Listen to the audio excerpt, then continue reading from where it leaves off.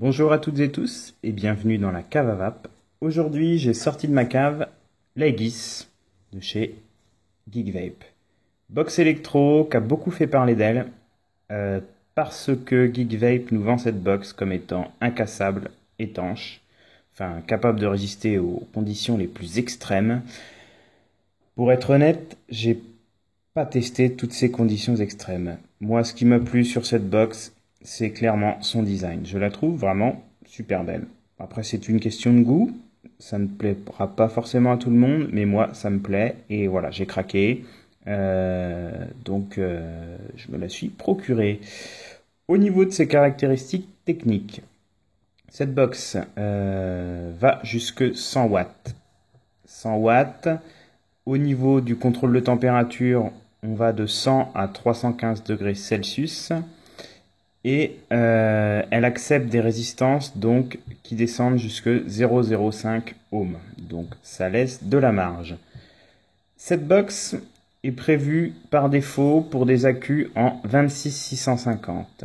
Voilà, donc l'accu n'est pas livré avec, enfin dans la version que j'ai, l'accu n'est pas livré avec. Je sais qu'il existe d'autres versions où l'accu va être livré avec, donc un 26650 en l'occurrence, la mienne non.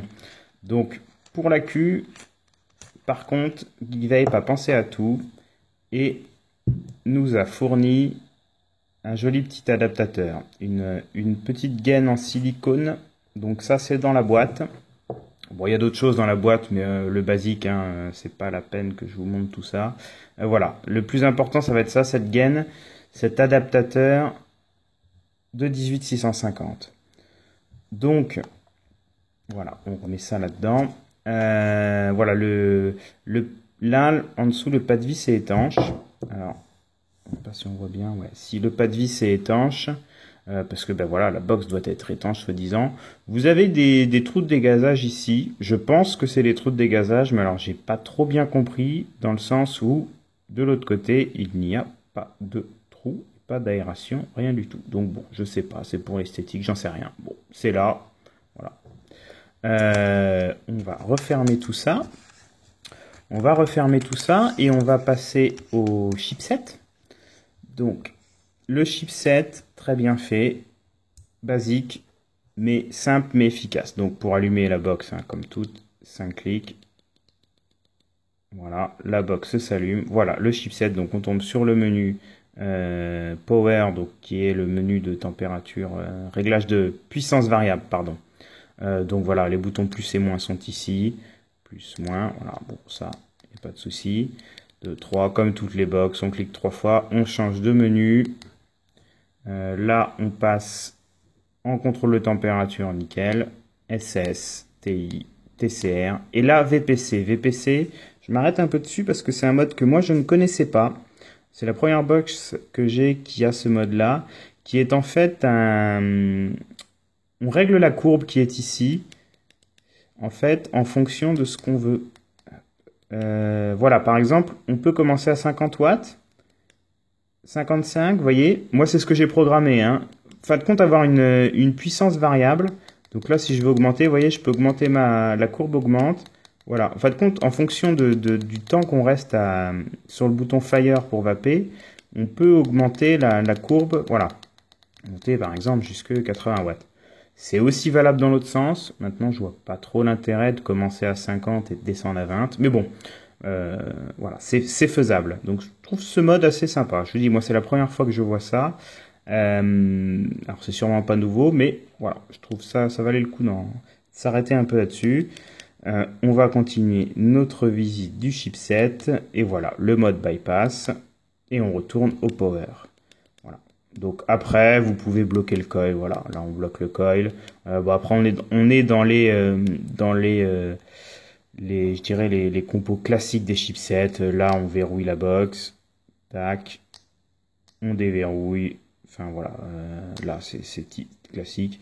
Fire plus ce bouton là, le moins on diminue la luminosité, le plus on l'augmente. Voilà. Bon.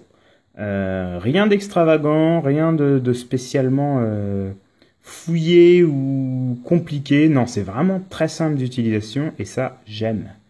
Au niveau de la réactivité de la box, tac, on va mettre ça. Alors si au niveau de l'autonomie, Là en 18650, je l'ai testé aujourd'hui, donc journée de boulot, en vapant régulièrement. Elle m'a tenu la journée. Donc je pense qu'en 18650, par contre, moi j'ai pas beaucoup vapé. Je pense que si on vape toute la journée, ça risque d'être un peu juste. Mais c'est pour ça qu'on peut la mettre en 26650. Donc je testerai en 26650 et je vous dirai, mais d'après certains retours, voilà, ça tiendrait plus d'une journée. Voilà, donc au niveau, je vais rejuicer un petit peu ça, tac. Donc là, bon, le montage est un peu, voilà, un peu crado, vous faites pas attention.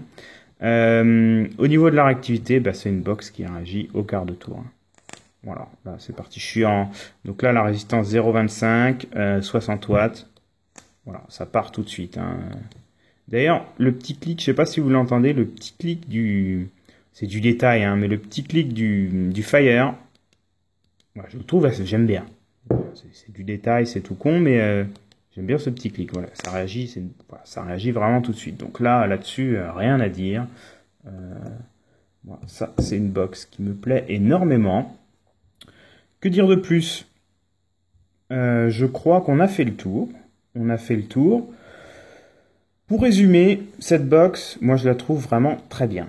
Vraiment presque parfaite pour moi, à mon sens. Elle a une tenue de main qui, enfin, voilà, elle tient très bien dans la main, elle ne glisse pas, parce qu'à savoir que ça, on est sur un revêtement en silicone, donc c'est vraiment rêche, ça accroche. Donc sa tenue, au niveau de la tenue, c'est vraiment top. Même là, vous voyez, au niveau de la main, ça tient vraiment dans une main. Je vous dis, j'ai des petites mains, ça tient vraiment très bien. Le look, le design est super sympa. C'est du costaud, hein. La box est lourde. C'est pas parce que c'est lourd que c'est costaud, mais on sent quand même que cette box, elle résiste. Elle est costaud, elle est balèze. Moi, j'ai pas testé, je vous dis, en conditions extrêmes, mais j'ai eu plusieurs retours de personnes qui travaillent notamment dans le BTP, qui l'ont emmené sur des chantiers et tout. Bon, avec le traitement que ça implique, voilà, ça tient apparemment, ça tient vraiment ses promesses. Après, il faut trouver l'atto, c'est sûr, qui va aussi être aussi balèze. Bon, mais voilà, en tant que personne, je dirais, monsieur tout le monde, utilisation classique, elle va très bien. Point négatif, si vraiment on devait en trouver, parce que je vous dis, je suis vraiment très séduit, voilà, ça va être ces petites vis apparentes. Je trouve pas ça très esthétique. Celle-là aussi. Alors oui, je vous montre ces vis-là, ça me permet de vous parler aussi. On doit pouvoir faire sûrement des mises à jour, dans le sens où derrière ce petit capot-là, vous avez un port USB. Voilà, pas pour la recharge, mais pour les mises à jour. Voilà, donc, petit aparté, voilà, ces vis-là. Bon, ça pourrait être mieux fait. Si on chipote un peu pour ceux qui fire avec l'index, bon, la prise en main comme ça est pas extra. C'est pas super confortable. C'est beaucoup mieux comme ça, mais voilà, c'est du chipotage. Donc voilà, écoutez, moi cette box, je suis carrément séduit. J'ai rien à dire. Vraiment, c'est du bon matos. Ça tient la route. Ça fait 3 jours que je vape avec. Ça tient vraiment la route. Ça envoie. Il y a rien à dire. Voilà. Donc, puisqu'il y a rien à dire, je vais m'arrêter là. Et je vais donc vous souhaiter une bonne vape. Et n'hésitez pas à commenter, partager, vous abonner. Et puis voilà, je vous souhaite à tous et toutes une bonne soirée ou une bonne journée. À très bientôt.